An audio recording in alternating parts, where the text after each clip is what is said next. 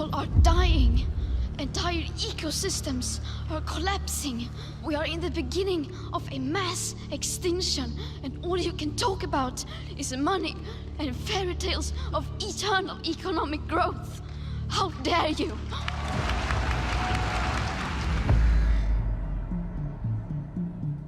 This is the story of how an eccentric environmental scare grew into a powerful global industry. It's a wonderful business opportunity, okay?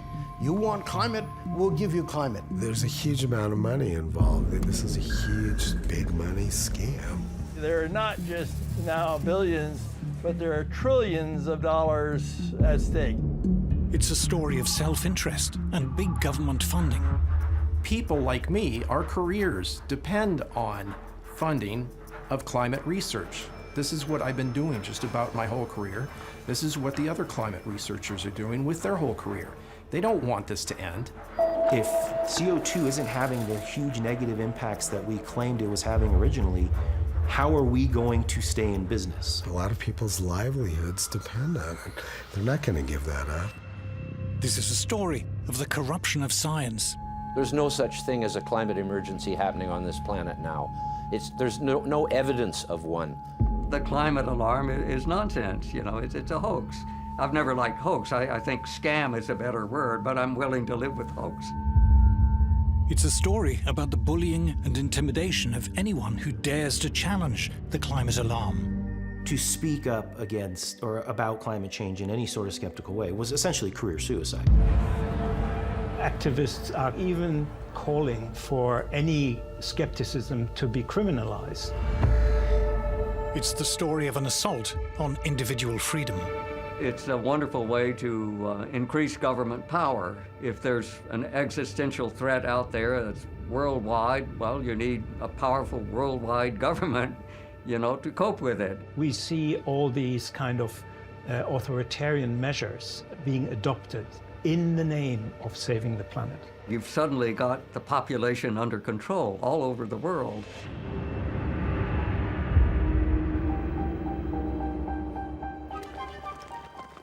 We called it industrial progress. Since the Industrial Revolution, the development of free market capitalist mass production has made ever more goods ever more affordable to ever larger numbers of people. Mass production marched hand in hand with mass consumption. In the modern age, ordinary people enjoy a level of prosperity never before achieved in human history. But all the while, we're told we were destroying the planet. Computers have calculated what is in store for us as we produce and consume ever more. The weather will get worse. The planet will boil. We greedy humans must accept limits on our lifestyle. Consume less, travel less. Those who deny the climate crisis are not just wrong, they're dangerous, spreading the poison of doubt among a gullible population. These deniers should be shunned and shamed and censored. For these climate deniers are flat earthers. They are anti-science. Teaching at New York University is one of these climate deniers.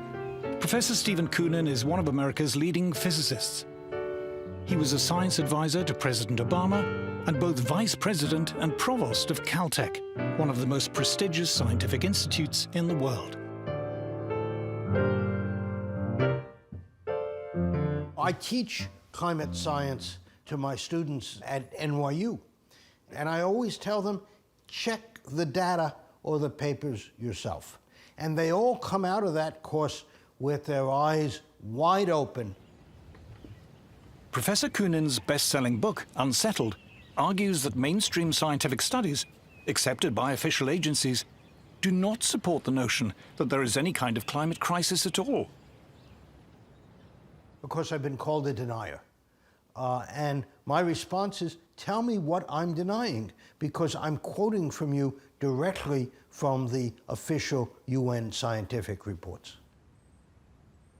Dick Lindzen also dismisses the claims of climate alarmists.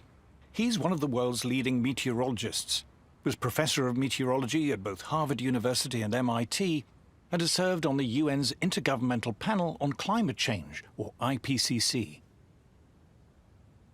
Even the Intergovernmental Panel on Climate Change, if you go to their section of Group 1, which is the science, they don't support any of these claims. And I assure you, having served on it, it's biased, but you couldn't get any real scientists to agree some of the nonsense that's being promoted. Will Happer is also a denier and is another of America's leading physicists. He has been science advisor to 3 presidents and professor of physics at both Columbia and Princeton University.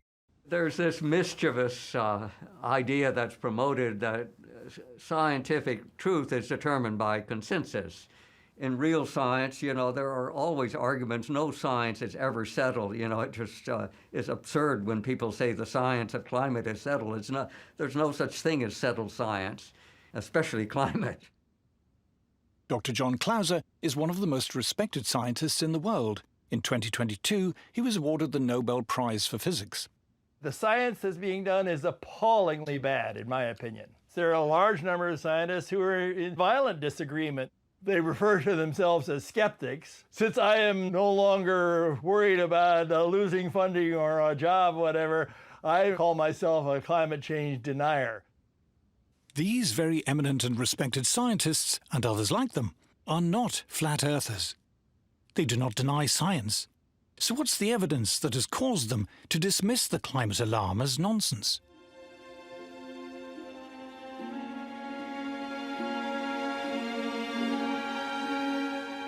We are told that current temperatures are unprecedented and dangerously high. It's possible to check if this is true because we have evidence of Earth's climate history dating back hundreds, thousands, even millions of years. The desert of Judea by the Dead Sea. Professor Nir Shavi from the Raka Institute of Physics has come here looking for clues. Thousands of years ago, this place was underwater, and etched into the rocks are lines which, if you know how to read them, tell the story of Earth's climate history. And here's the climate. We're at the lake bed of what used to be Lake Lisan. It's a lake that existed until the end of the last ice age. Back then, the lake level was maybe 100 meters above where we're located. When we want to reconstruct climates of the past, we have to look for evidence, for clues. And when the lake existed, it had deposits. And by looking at these layers here, we can actually reconstruct how the climate has changed. Warmer water means more life, the accumulation of more shells and bones from sea creatures, and other changes that are reflected in the ancient layers of the lake bed. The lines act as a kind of thermometer, and this is just one way geologists can reconstruct past climate. In other places, we can go to stalagmite caves and see the annual rings that you have in the stalagmites, or we can drill cores from the bottom of the ocean and then look at layers there, or many other places. But here, I think this is one of the nicest places because you can actually see how the climate has changed. So when we look back in time, what do we find?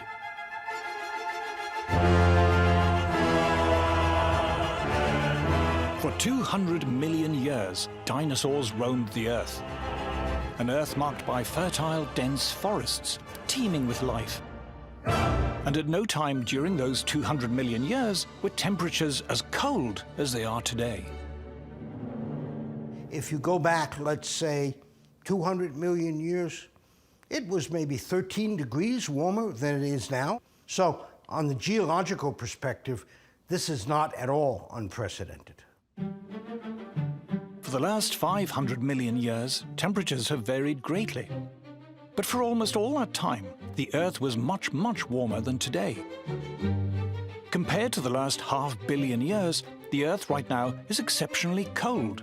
In fact, there are very few times when it's been this cold. We're relatively cold. Maybe not quite the coldest it's been in 500 million years, but pretty close to it. We are in a remarkably cool period if we look over the last 550 million years. In fact, only one other time period in that last 550 million years was the temperature as cool as it is now.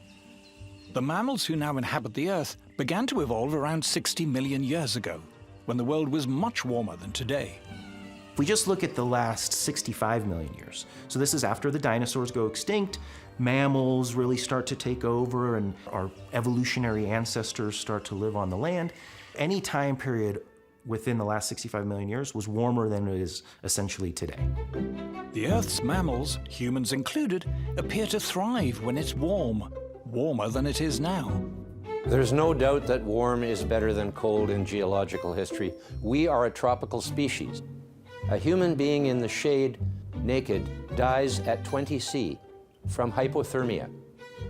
We evolved on the equator in Africa, and the only reason we were able to get out of there eventually was fire, shelter, and clothing. Over the last 50 million years, temperatures steadily declined, plunging the Earth into what geologists call the late Cenozoic Ice Age. We are still in that ice age. The reason there's all that ice on the poles is because we're in an ice age. Everybody knows that who knows anything about the history of the Earth.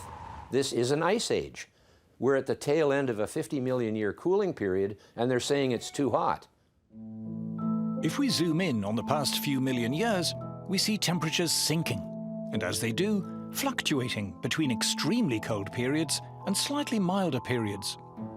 The extremely cold periods are called glacial maxima, when the planet is mostly covered in ice, and the slightly less cold are called glacial minima, when there's just ice at the poles. For the past 10,000 years, fortunately, we've been in a slightly less cold glacial minimum, known as the Holocene. With milder weather, humans began to emerge from their caves, and several thousand years ago, we see the rise of the first great civilizations, in a blissful period which, according to many studies, was considerably warmer than today. This is known as the Holocene climate optimum. It was called an optimum because people thought that warmer was better. Since then, temperatures have declined and begun to fluctuate. In Roman times, there was a blissfully warm period, followed by a brutal cold period in the Dark Ages. Then came the balmy medieval warm period, according to many studies, as warm or warmer than today, followed by an especially cold period known as the Little Ice Age, possibly the coldest in the last 10,000 years. And here it is, the Roman warm period, the cold Dark Age, the medieval warm period, and then the very cold Little Ice Age, from which, for the past 300 years or so, we've been recovering. The longest instrumental record of temperature in the world comes from central England, and this is what it shows. Since the worst of the Little Ice Age, from 1650, the temperature has risen, gently, by little more than 1 degree Celsius.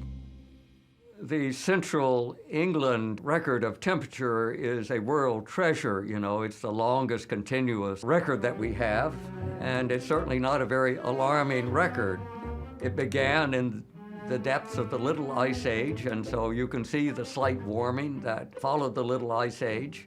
And there's certainly nothing very alarming that's happening today at the very end of the record. Most of the warming that we're observing today is the recovery from the Little Ice Age, whatever caused that. Well, you know, we're talking over the entire industrial period of about 1 degree centigrade.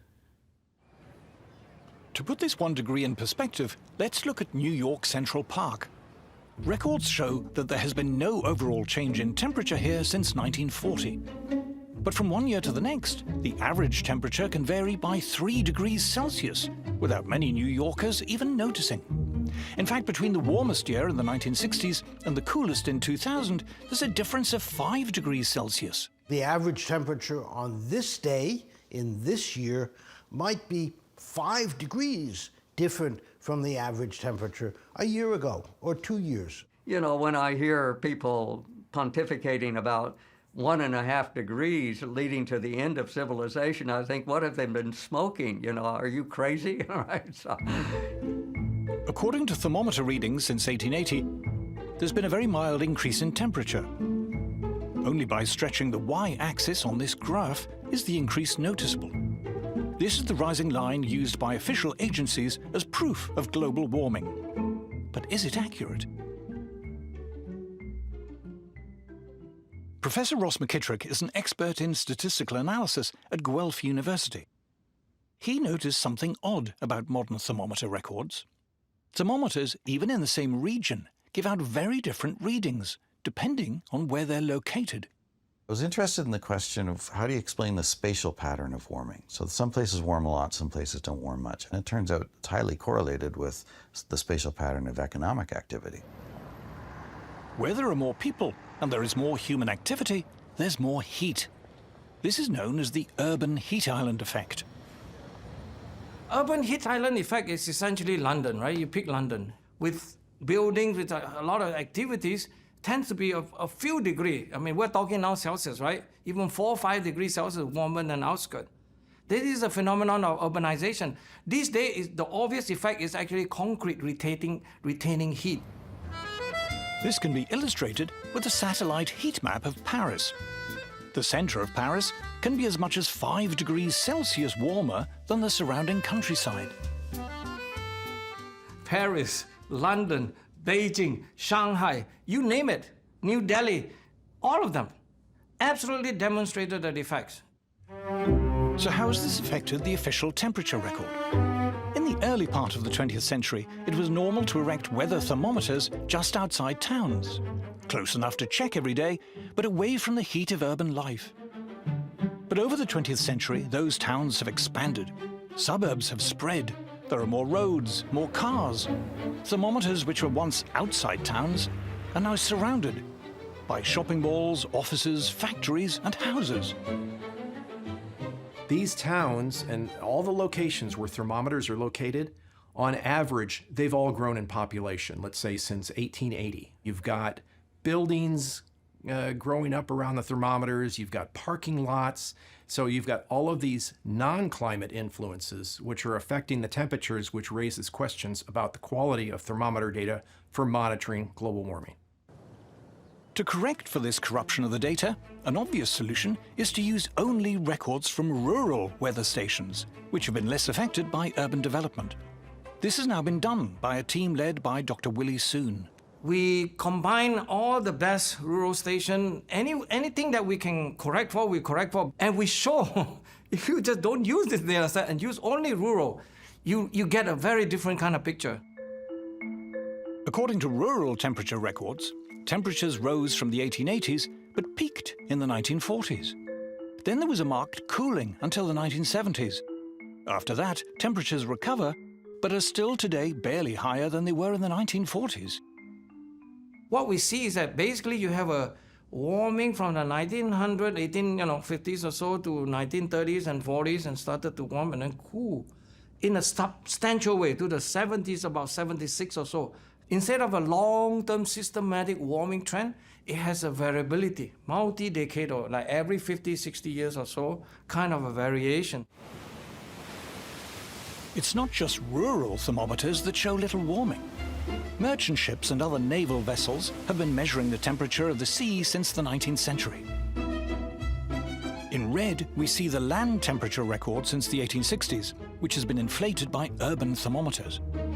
But in blue is the ocean temperature record. From around 1900, the two begin to diverge. Ocean records show far less warming in the 20th century, and the pattern more closely resembles the rural temperature record. Sea is not supposed to be, quote-unquote, contaminated by urban heat island effect. Am I right? Yes? So when we compare the two records, within the range of uncertainty, this behavior actually fits. Scientists have also studied temperature change by looking at tree rings, which again shows very little warming.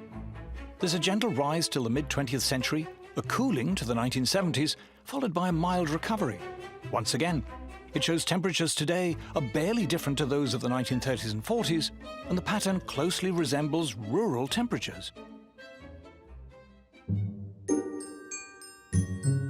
Satellites, too, seem to be telling a different story. Our ability to measure global temperature accurately took a leap forward when satellites began to orbit the Earth.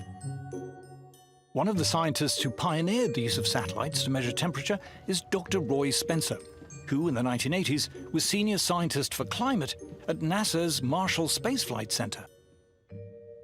We were discussing over lunch, isn't there some way we can use satellites to monitor global temperatures? Because, as you know, the temperature network of thermometers is pretty skimpy around the world, so it's kind of hard to get a global temperature. Dr. Spencer's development of weather satellites was revolutionary. He and his colleague, Professor John Christie, have been awarded NASA's Medal for Exceptional Scientific Achievement. Our satellite data begins in January of 1979. That's when we have complete global coverage, and we have it right up to the present.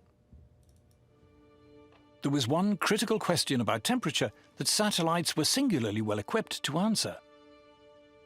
Has there been a spurious warming that has crept into the global temperature record over land that's just a result of an increase in population? And that's something that we've been analyzing and working a lot on lately, and we're finding that, especially in urban areas, it's large. I mean, since 1880, most of the warming, it looks like, is due to the urban heat island effect. We're lucky to have a few independent scientists like John Christie and Roy Spencer with their satellite measurements of temperature. You know, before they started releasing this, ground-based temperature records were going wild. They were going up, you know, like crazy with no bounds. But now they have to contend with the fact that there's this independent and probably better way of measuring the whole globe's temperature, which is not alarming at all. Evidence from multiple sources now agree that the official global temperature record, as used by world governments and reported in the world's media, is showing far too much warming over the last 120 years, artificially inflated by urbanization. You look at the weather balloon record, the satellite record, the rural record, the ocean record doesn't warm nearly as much as land. All of these indications show that the big warming pulse in the record is the Northern Hemisphere land record. And that's also where most of this data contamination is happening. But of the mild warming that has taken place in the last 300 to 400 years, can any of it be attributed to human emissions of CO2?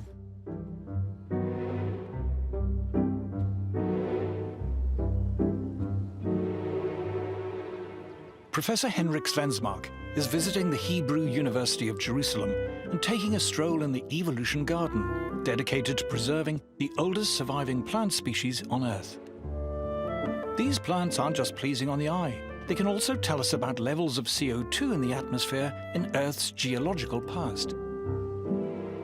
What we have here is a ginkgo tree, and it's actually a living fossil in the sense that this type of tree first appeared about 270 million years ago. On the underside of the leaf, there are what we call stomata, the cells where they can uptake CO2. So they're actually measuring how much CO2 is in the air, and then they adjust the number of these stomata to how much CO2 there is. And by looking at fossils and measuring how many there are at a different time, it says something about what was the level of CO2 back in time. So when we look back in time, what do we find? Over almost all of the last 500 million years, the level of CO2 in the atmosphere has been far, far higher than it is now. Even with modern industry's contribution to CO2 levels, by geological standards, the level of atmospheric CO2 today is close to being as low as it has ever been. At present, we have about 400 parts per million. 50 million years ago, it might have been 2,000 parts per million. So a much, much higher concentration of CO2. I think current estimates of global CO2 is 423 or so parts per million today.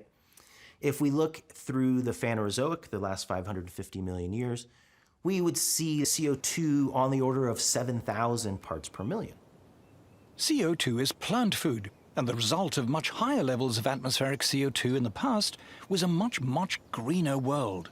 Periods of elevated CO2 tend to be time periods of a huge biodiversity on the planet. In fact, we're in a CO2 famine if we look over the last 550 million years.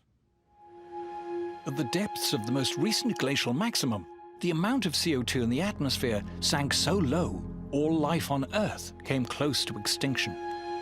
They say CO2 is higher than it's been for 100,000 years, but what they don't tell you in that period they're talking about is that CO2 sank so low that all life on Earth nearly died. 20,000 years ago, CO2 is at the lowest level it has ever been in the history of the Earth, 180 parts per million. If it had gone down another 30 parts per million, we'd all be dead. There is a low point of CO2 where photosynthesis becomes so inefficient that plant life would die. Then everything else starts to perish after that. During the last glacial maximum, there's good evidence that in many parts of the world there was plant starvation from not enough CO2. So we should be very grateful that CO2 levels are beginning to go back up. We're still far from the historical norms, which would be several thousand parts per million. There's not enough fossil fuel to get there, but at least we're making a start. But has the small recent increase in CO2 affected the temperature? We would now show you a picture of CO2, but we can't because it's invisible. CO2 makes up a tiny fraction of the gases in the atmosphere, just 0.04%. It is just one of 25 different greenhouse gases, which, taken as a whole, form only one part of Earth's complex climate system. So what evidence is there that this trace gas is having any noticeable impact on the climate? If it were true that higher levels of CO2 caused higher temperatures, we should be able to see that in Earth's climate history. Here, scientists are drilling into ancient ice cores. These cores tell us both about past temperatures and CO2 levels. Scientists have indeed found a link between temperature and CO2. The trouble is, it's the wrong way round. So it's true over the last few million years of the ice age that we're in now that CO2 and temperature are correlated, but if CO2 is the driver, it has to change first, and the temperature has to change second. In fact, when you start to look at the data very specifically, you see the exact reverse. Temperature starts to rise first, and then on the order of a century to a few centuries later, we start to see a rise in CO2. It's long been known that the temperature actually moves first. So temperature goes up, CO2 goes up after that. Temperature goes down, CO2 goes down.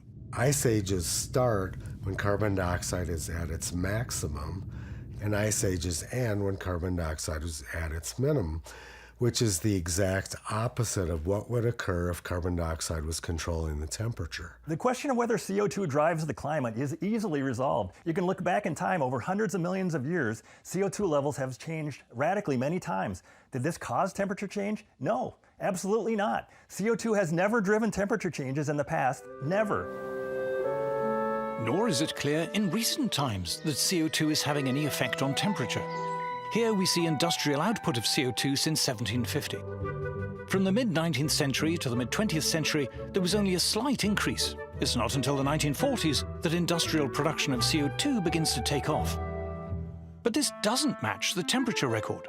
According to rural thermometers, most of the warming in the past 200 years occurred before the 1940s and have barely changed since then. One of the embarrassments that IPCC doesn't like to talk about was that the 1930s, when human influences were much smaller, were particularly warm. That's the puzzle, that the first early part where we have such a sharp warming from the 1900s to 1930s and 1940s, CO2 could never cause the temperature rise. But the 1930s and early 40s were so hot is puzzling. More puzzling still is what happened next. By the end of World War II, CO2 was really going up, and yet the temperature was going down. From 40 to 70, while the CO2 continued to rise, this thing started to cool. What happened? Journalists were writing about the coming ice age. It was on the cover of Time magazine. 1970s, the new ice age was the big story. And how about since the 1970s? According to computer climate models, over the past half-century, rising CO2 should have led to this increase in temperature. But according to multiple satellite and balloon measurements, what actually happened was this. Well, what we've found from the satellite data is that the global atmosphere is not warming up as fast as the climate models say it should be. There's a couple dozen climate models now that have been worked on for decades. You know, billions of dollars, tens of billions of dollars have been invested in these climate modeling efforts. And we find that generally speaking, virtually all of the climate models produce too much warming over this period since 1979 up to the present. Now, even if we say the surface thermometers are correct, they still don't produce as much warming as most of the climate models say there should have been, let's say, in the last 50 years. The models, individually and even collectively, when you average over all of them in so-called ensembles, they don't get it right. You can already see that the main supports of the climate alarm movement, which are these enormous computer models, they're clearly wrong. They don't agree with what we observe. You know, they're all running much too hot. They don't get the geographical distribution of temperatures anywhere close. They don't get El Nino, La Nina cycles. They're just nonsense.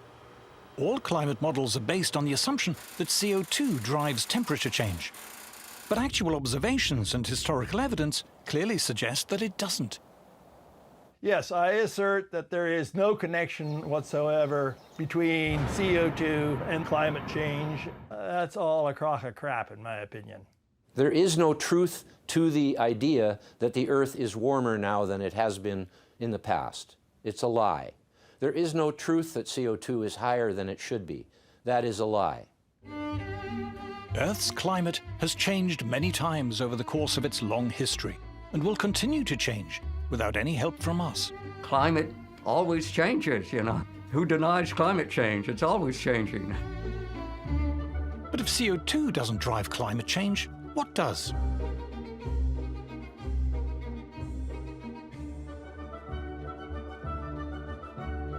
In Earth's atmosphere, there are powerful forces at work, and perhaps the most powerful of all are clouds. CO2 is quite unimportant in controlling the Earth's climate. What is important is clouds. Clouds don't absorb any energy at all. They simply reflect all of the sunlight back out into space. Big, bright, white clouds. If you look at the Earth, you see lots and lots of them, and they vary dramatically from one day to the next. That is hundreds of times more powerful than the trivial effects of CO2. But what controls the number and density of clouds on Earth? Professor Henrik Svensmark from the Danish National Space Institute is in Jerusalem with the astrophysicist Nir Shaviv. Together, they've been exploring cloud variation and its effect on climate. And strangely, they've found a link between clouds and exploding supernovae far off in our galaxy. When you have big stars, they don't live very long. Relatively only maybe a few million years, up to 40 million years. But they end their life in a huge explosion, which we call the supernova. An exploding supernova sends out vast quantities of debris, tiny charged subatomic particles known as cosmic rays, traveling almost at the speed of light. And as they hit Earth, they develop into seeds which attract water vapor and form clouds. Professor Shaviv noticed that the amount of cloud cover on Earth is related to our journey round the Milky Way. As our solar system orbits the galaxy over millions of years, it passes through the galaxy's spiral arms, dense clusters of stars. As it does, we are exposed to more or less cloud-forming cosmic rays, and this corresponds to historic temperature changes on Earth. The really mind-boggling thing is that using geology, you can reconstruct the climate on Earth over the past billion years, and you can reconstruct our galactic journey, and both tell the same story. But what about temperature change on shorter timescales? The sun, our source of heat and light, a seething mass of gigantic magnetic storms, which vary in strength and number over time, and which affect Earth directly and indirectly. When it is very active, the sun sends giant gusts of solar wind through the solar system. The solar wind warms us indirectly by acting as a barrier, limiting the number of cloud-forming cosmic rays reaching Earth.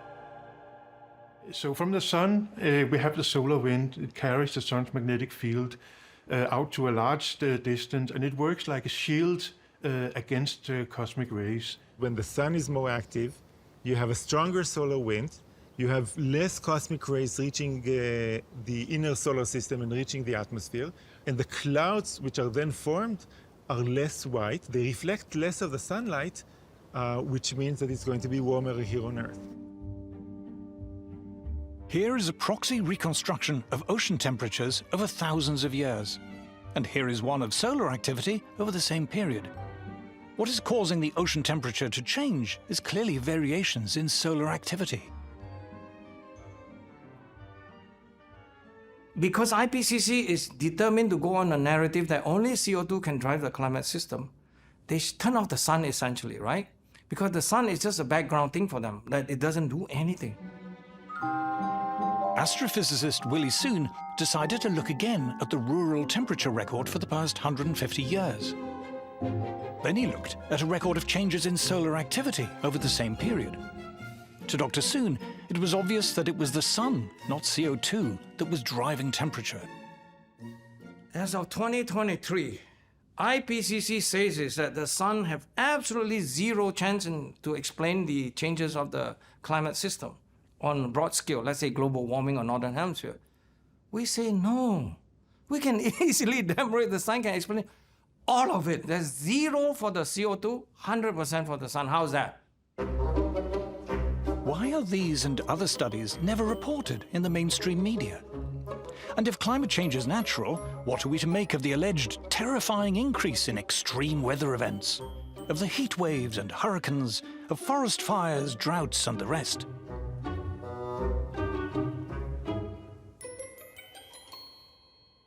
My first instinct as a scientist, and what I teach my students, is, well, let's look at the data. And when you do that, you discover, as you can read in the IPCC reports themselves, that it's pretty hard to find trends in extreme events, much less attribute them to human influences. You've now had decades of putting the idea in people's heads that any time the weather is bad, it's climate change and greenhouse gases. So I think people at this point can't help themselves. If you have a heat wave, immediately everybody's thinking, oh, what have we done to the weather? If somebody says in the news this is the warmest day since 1980 or something, well, you can look up the temperature records and see for yourself whether it was in fact warmer in the 1930s, as it often is. US temperature records are the best in the world. And here is the official US government record of heat waves in the US over the past century. It shows very clearly that the 1930s were far more prone to heat waves than we are today. Not only were there more heat waves in the 1930s, the heat waves then were much hotter than those of today. Likewise, official figures show that the number of hot days in the US has markedly declined. The United States was much hotter in the 1930s. North Dakota reached 121 degrees. South Dakota was 120 degrees. Wisconsin was 114 degrees. These sort of temperatures are just completely out of range of anything people experience now. A common mistake is to suppose that higher average temperature will mean more hot weather. But this isn't true. Here again is the Central England temperature record, the longest instrumental temperature record in the world. Summer temperatures over the past 300 to 400 years, since the end of the Little Ice Age, have barely changed at all. It is winter temperatures that have been slightly rising. The Earth's climate has not been getting hotter, it's been getting milder.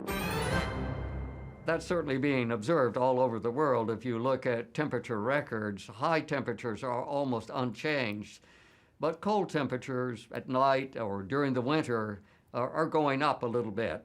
Not very much, but you can measure it. When the average goes up, it's really more due to the coldest temperatures getting warmer. So the temperatures getting milder rather than getting hotter.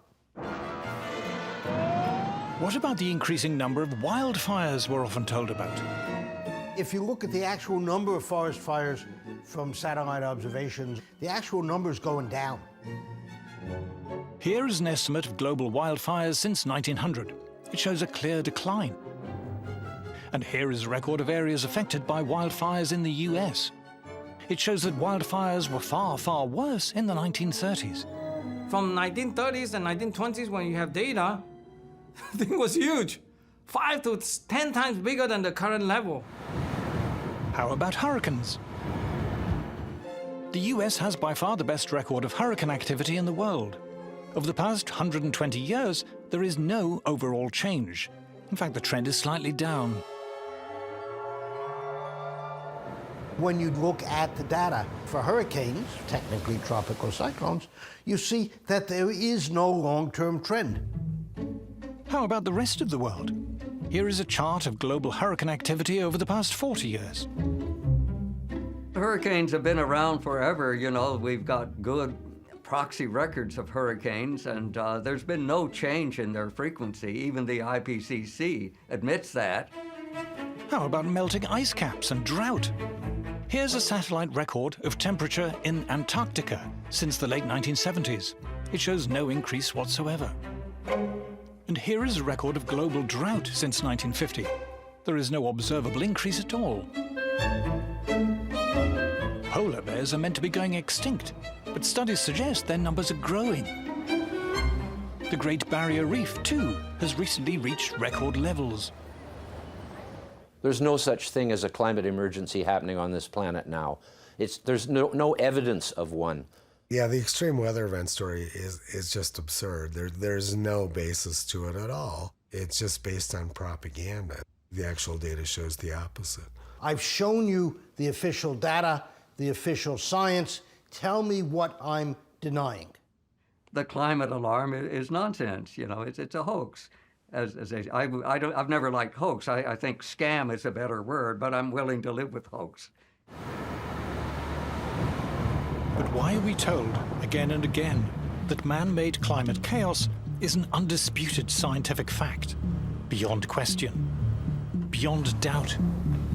To answer this, we must examine the so-called consensus on climate change. Thank you very much. Until the 1980s, global warming was little more than an eccentric scare story put about by radical environmentalists. But then the cause was picked up by an ambitious young senator, Al Gore, who would soon become vice president. $1 billion a year of public money was made available for research into climate change. This quickly rose to $2 billion. Up to that level. Academic researchers in various disciplines began to apply for this climate funding.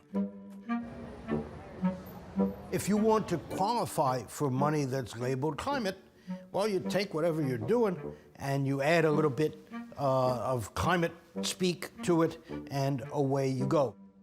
You're dealing with the sexual habits of cockroaches. You'll add, and the impact of climate. So all I have to do is add a little wrinkle to my grant application to explain how, well, I'm worried that climate change will mean the death of all the maple trees. And so right away you qualify for funding. Academics of every kind lined up for climate funding. Climate became an exciting new area of interest for sociologists, biologists, professors of English literature, lecturers in gender studies, and many more. And it also served to create a community. I mean, you know, you've become a climate scientist now, even though you know nothing about the physics of climate. Thousands of papers were published on climate change and prostitution, climate change and beer, climate change and the Black Death, climate change and disability, climate change and video games, and everything else imaginable. There's an almost comical list of studies out there. Just do a Google search on climate change and everything comes up. Few of these papers ever questioned whether climate change was actually true. After you've done the research and you write the paper up, sometimes you'll find there's no effect at all from climate, but you still have to say in your papers, oh yes, climate change is real, and we just need to study this some more. Since so few of these so-called climate studies challenged the idea of climate change, it was declared that there was a scientific consensus. climate change must be true. Climate also became a new focus for government-funded research bodies. Scientific research in the United States tends to be dominantly funded by government grants. And so whatever government grants are offered sort of determine much of the science being done.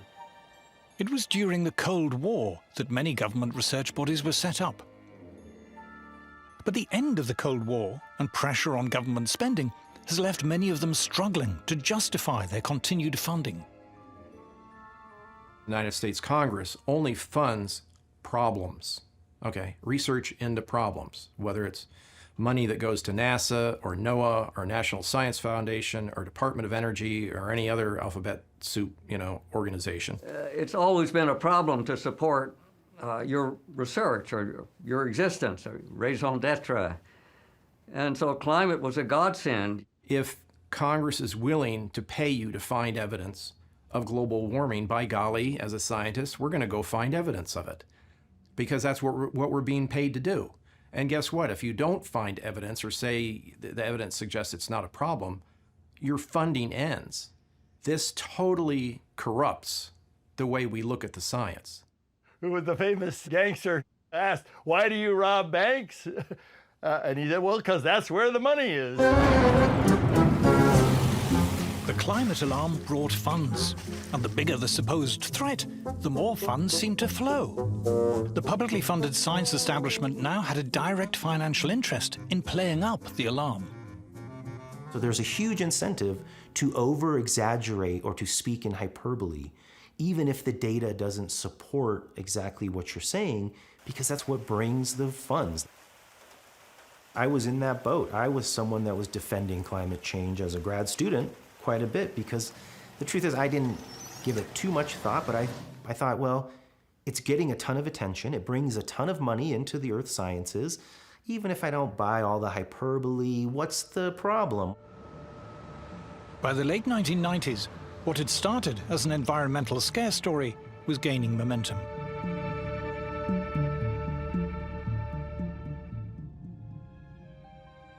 Western governments and their senior civil servants were more than willing to address the climate problem. Green taxes were levied, green regulation expanded, and this in turn generated more climate-related jobs and activity. Take the banking sector, for instance. You say to a banker, we want you to file reports with the Regulatory Commission on how climate change is going to affect your bank. Well, a banker doesn't know anything about this subject, so then they have to commission studies from academics. And of course, the academics are happy to come and tell them, well, it's going to be terrible for your bank. It's going to cause all kinds of problems, and you need to give us money to research this. Green subsidies and regulation meant there was now money to be made in climate. Renewables firms sprouted. Consultancy firms offered advice on what they called sustainability and climate compliance. It's a wonderful business opportunity, okay? You want climate, we'll give you climate. The renewables industry alone now turns over $1 trillion a year, and that's expected to double in the next few years. What used to be a cottage industry is now blossomed to become a major part of the world economy. The growth of this climate industry has seen an explosion of highly paid green jobs. Chief sustainability officers, carbon offset advisors, ESG consultants, climate compliance lawyers, and countless others. Students started to come into our departments as earth science departments with a focus on climate. That never happened before. But they started to look at their career prospects, and they were smart, and they were looking at who's hiring. And the fact of the matter is that everything in the hiring pool had climate somewhere attached to the name. I started a few years ago seeing programs like a master's degree in climate finance. And I just went, what on earth is climate? I understand what a master's degree in finance is. Well, now you need a university that's going to teach this program. You need professors of climate finance. Every single school or university or business will have a climate officer or climate officers and a climate program. And you look at any of these institutions or businesses, you will find they all are signed up to it, and anyone who hasn't signed up will come under pressure. At the last gathering of the publicly funded UN's IPCC, 70,000 delegates flew in from around the world. Government bureaucrats, green NGOs, carbon sequestration consultants, environmental journalists, heads of renewables companies. But this is just the tip of the iceberg. Many hundreds of thousands of jobs worldwide now depend on the climate crisis. You start building this enormous population whose job is to manage the crisis, and also explicitly to make sure that people are alarmed about the crisis, because this whole industry depends on the existence of the crisis. But therein lies the one great threat to this multi-trillion-dollar industry. All the jobs, all of the funding are totally dependent on there being a climate crisis. If CO2 isn't having the huge negative impacts that we claimed it was having originally, how are we going to stay in business? How do we justify our existence if climate change isn't this existential threat that we claimed it was over the last 4 decades or so? People like me, our careers depend on funding of climate research. This is what I've been doing just about my whole career. This is what the other climate researchers are doing with their whole career. They don't want this to end. If NASA said global warming's not a problem, where does their funding disappears, right? So they can't say that. I mean, you've got the United Nations Intergovernmental Panel for Climate Change. If they said the climate isn't changing, they'd have no reason to exist. The IPCC has a self-preservation instinct to show that climate change is an existential threat. Otherwise, there's no reason for them to be collecting the money and doing the work in the first place. There are not just now billions, but there are trillions of dollars at stake. There's a huge amount of money involved. This is a huge, big money scam. A lot of people's livelihoods depend on it. They're not going to give that up. If suddenly the notion becomes apparent that this is not such a problem, you're going to see that as an existential threat. Scientists who studied the natural causes of climate change began to be viewed with suspicion, as 2 Harvard astrophysicists discovered. How much does the sun change, and how does it change, and why does it change? And then we didn't even want to get into the temperature record, the climate thing. Immediately they will come after it, because when we started to estimate that the sun changed by quite significantly in terms of climatic sense, immediately the attack is there. Because it's not following the narrative, because they need the CO2 to be the only one, the only dominant player. When you tried to say, well, gee, we're just looking for the background of natural variability, the response would be, we can't have natural changes as an effect. It has to be human-caused. And some of that was directly stated, but most of it was indirect. Your funding for this kind of project will be dropped. This kind of project doesn't go anywhere. By that time, anything that contradicted the narrative of global warming as a serious problem was not going to get funded. Editors of academic journals came under pressure not to accept papers which were deemed to be skeptical of the climate crisis. We will not publish anything that questions this. I mean, it's not something surreptitious. Scientists who dared to point out in public that there was no climate chaos began to be sidelined and shunned. If a scientifically qualified person stands up and says, we don't see an upward trend in the data on Pacific typhoons, well, suddenly they lose standing to address the topic of Pacific typhoons, not because what they said is wrong, but because it's off message. They can marginalize any kind of criticism of the narrative by saying, you're not qualified to talk about this because you don't support the narrative. That is then, and then having marginalized everyone who doesn't support the narrative, they can turn around and say, well, everybody who counts supports the narrative, so we must be right. Environmental journalists ignored skeptics and instead offered headlines to anyone prepared to make the most outrageous claims and predictions about a climate apocalypse. It's gotten to where it has nothing to do with the science anymore. It doesn't matter if your alarmist prediction doesn't come true, you're still going to retain your status as an expert, and the media is still going to come and ask you for your opinion, even though you were crazy wrong about your predictions. But the consensus on climate is not only enforced by those in the climate industry. To explain the broader appeal of the climate alarm, we must look at the politics behind climate.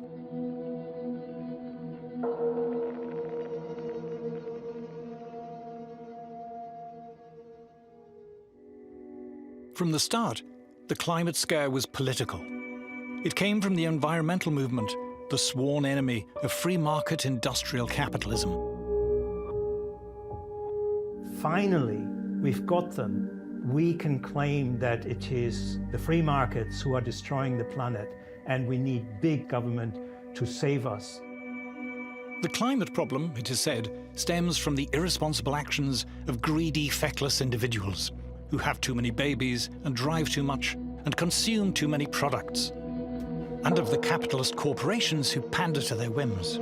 The solution is for government to have greater power to regulate private companies, but also to guide and reshape the lives and habits of individuals. Policy agenda has sprawled into micromanaging everybody's lives on the most minute detail. What kind of stove you can use, what kind of heater you can have, how much you can set the thermostat out, where you can drive, what kind of car you can't. According to the planners, we're not going to have internal combustion engines an hour from now. All of these things require the government to get involved, right? Because the government has to sort of force changes upon the public. If it was up to the public, we wouldn't be buying electric vehicles because, you know, they're impractical. Support for the climate alarm is now virtually synonymous with disdain for free market capitalism and a yearning for bigger government. It's liberals versus conservatives in the United States. And generally speaking, liberals are worried that we're destroying the planet. And they're also, of course, for big government. And then conservatives are at the other end of the spectrum, where a lot of them don't believe that we're destroying the planet, and they don't want government involved in their personal lives. Paying lip service to the climate alarm has become almost universal among those who depend on government for their livelihoods. This includes those in the publicly funded education, arts and science establishments. Tony Heller recalls his time at Los Alamos Labs. The entire county of Los Alamos was kept going by government money. That we had the highest incomes in the state. So naturally, people who lived in Los Alamos supported big government because that was where their livelihood came from. That was where their good schools came from. You know, everything good in Los Alamos came from the government. So of course they were all believers in big government. Among the largely publicly funded Western intelligentsia, support for more government spending and regulation is almost a defining moral badge. In these circles, to question the climate alarm is socially unacceptable. To be a climate skeptic is taboo. Somebody that goes against it, it really does get met with a lot of anger and vitriol, and you know, you're called a denier, a science denier, and a heretic. Your colleagues won't engage with you anymore. You don't get invited to conferences. Your students may desert you. This is all really terrible. Professors Henrik Svensmark and Nir Shaviv describe what happened when they published their results on the climatic effects of solar activity. It was like all hell had broken loose because of this work. I had no idea that things would escalate as they did, and it completely changed my life. Once we said that, people didn't like hearing it, and we became a persona non grata. I mean, I have so many instances of people doing really nasty things. When I applied for a job, a group of scientists write to the university, say they shouldn't hire me. And that's a typical story, unfortunately. If you don't agree with a standard polemic, you become an outcast, you're shunned. as if you have leprosy. For Professor Sally Baliunas, the personal attacks became too much. I retired early. And my family said I should have retired even sooner, years sooner. So they noticed the toll. It took a toll on them and me. Dr. Matthew Wailicki was an assistant professor of geology at the University of Alabama when he decided to speak out about the climate scare. As a result of the backlash, he has decided to leave teaching. To speak up about climate change in any sort of skeptical way was essentially career suicide, absolutely. There was no possible way that I would publish in quite a few of the mainstream journals that I was required to publish in. I essentially isolated myself from many of the funding institutions. This is one of the reasons you can build a consensus in a community, is because anybody who is skeptical of that consensus essentially gets kicked out of the community. Speaking out in scientific ways that go contrary to the consensus, I would say is a career killer for people at the early stage of their careers. If I were 30 years old in a university trying to make a career, I would certainly keep my mouth shut. And in fact, I went to some effort to keep my mouth shut when I was younger. I knew climate was nonsense then, but I was a little bit careful. If a young person is questioning this, they can't put that in a proposal.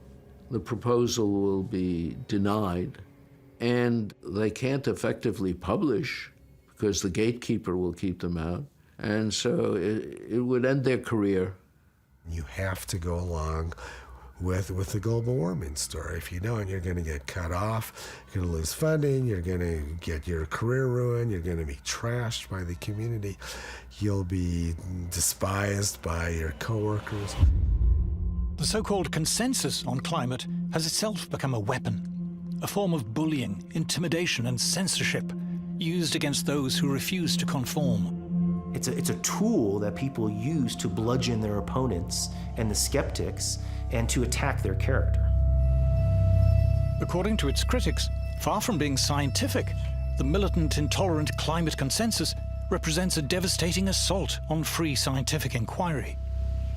I see my job as a scientist as just laying out the facts and letting people decide what they want to do. When you can't talk about the facts, things become corrupt. If you shut the door on ideas, if you say you're not allowed to test it, you're not allowed to have that idea, you've left the realm of science. I don't think climate researchers will ever back down from their claim that increasing CO2 is the control knob on today's climate system. I don't think they will ever back down from that, no matter what the evidence is. It's clear it's now a cult completely divorced from science. But the apparently unstoppable climate scare does not just represent an attack on science. It is starting to shape for us a new kind of society.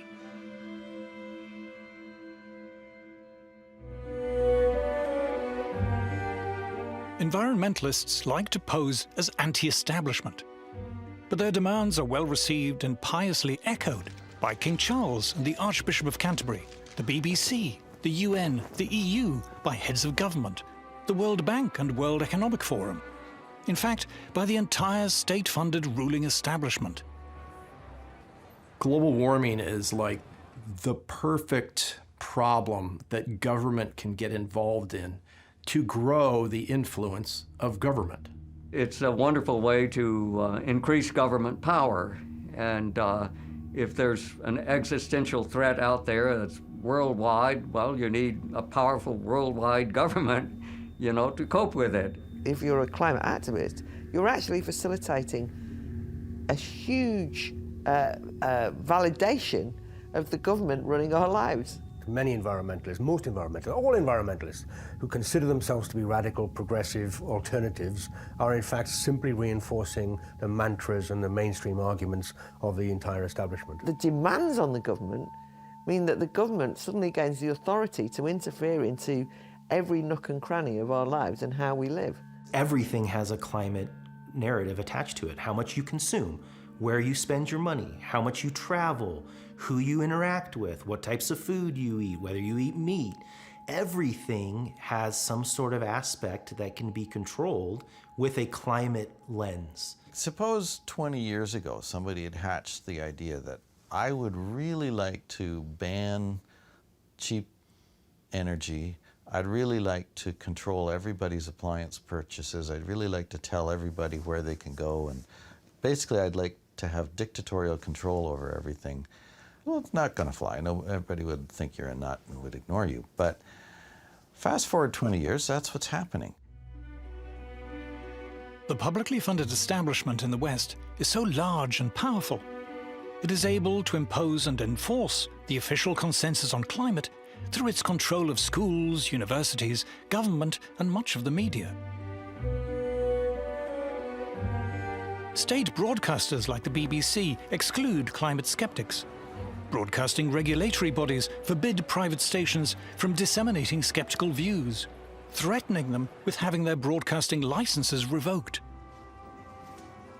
What normally happens in an emergency is that all normal forms of openness and democracy have to be suppressed, because how else to deal with an emergency? So we are facing a situation not unlike lockdown, where basically all normal forms of behavior, normal forms of social communication, and normal forms of democracy are essentially ruled out. Activists are even calling for any skepticism to be criminalized. In certain jobs and professions, it is now dangerous to express dissent on climate. It's no surprise that people who are more skeptical will think twice before voicing their concerns, because they might risk their careers, they might risk their business, they might risk being sacked. If you're a professional of any kind in science or law or medicine, if you belong to a professional association or you are in a university, you can be fired for saying what you believe. The consequence is a censorious, authoritarian regime that has to control every move, every word, everything you want to do, because everything you do is a potential risk to the survival of mankind.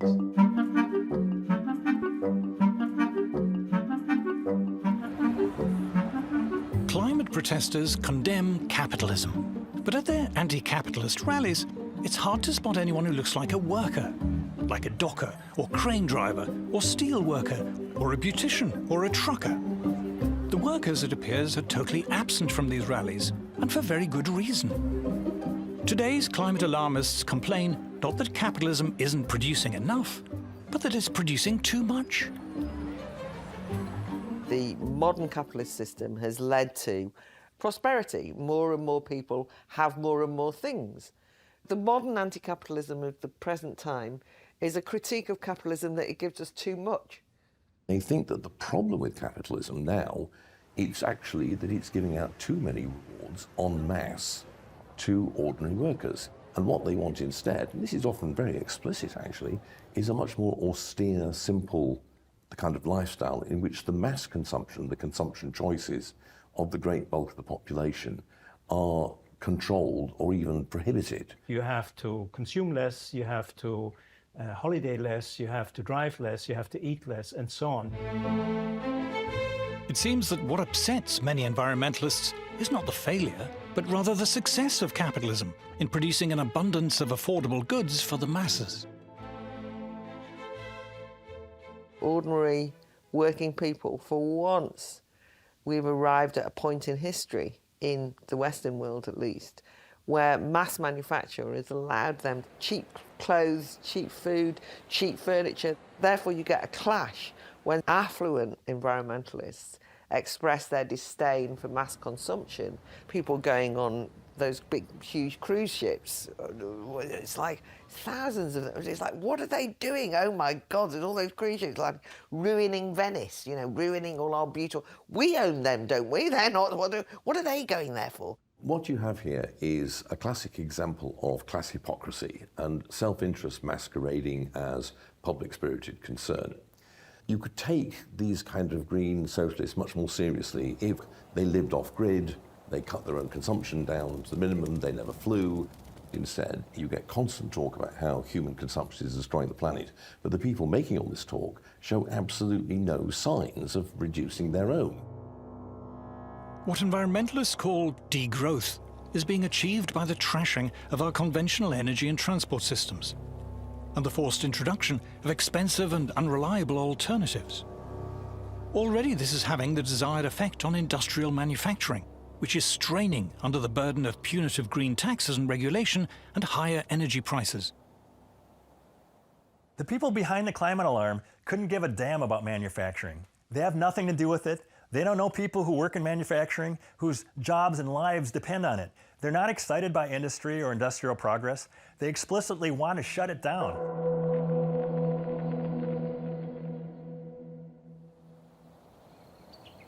Kisii, Kenya, East Africa. According to many leading environmentalists, the world's poorest people should not aspire to the lifestyle of people in the first world. The planet will not cope. Grace Nyakananda is one of the many Africans who do not have electricity or gas to cook with or heat their homes. The resulting indoor smoke from burning wood and dry dung is the deadliest form of pollution in the world. For millions, the cause of lung disease, blindness, and early death. It's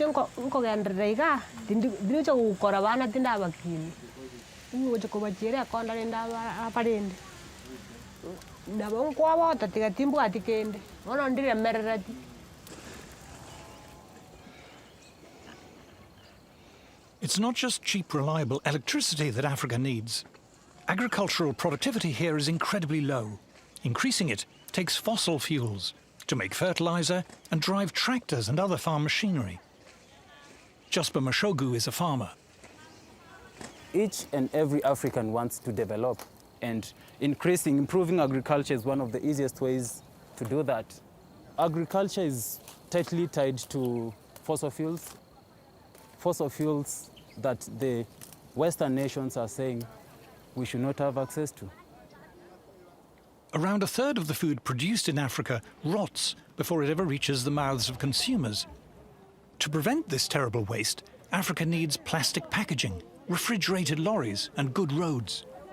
All are opposed by Western environmentalists. All come with industrial development. All rely on affordable fossil fuel energy.